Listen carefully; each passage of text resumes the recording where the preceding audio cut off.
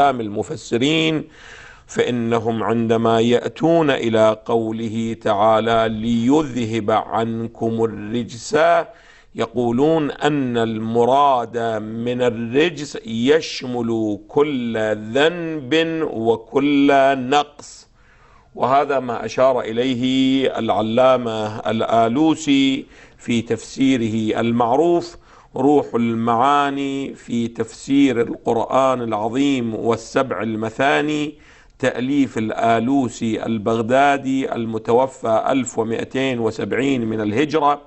حقق هذا الجزء ماهر حبوش، المجلد 21، مؤسسة الرسالة. هذه مطبوعة طبعة حديثة، وبودي أن المشاهد الكريم يراجع هذه الطبعة إن شاء الله بعد ذلك معنا.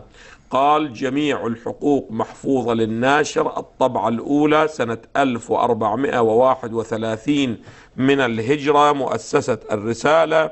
في هذا الجزء في ذيل هذا المقطع من الآية المباركة قال: والرجس في الأصل الشيء القذر. نعم.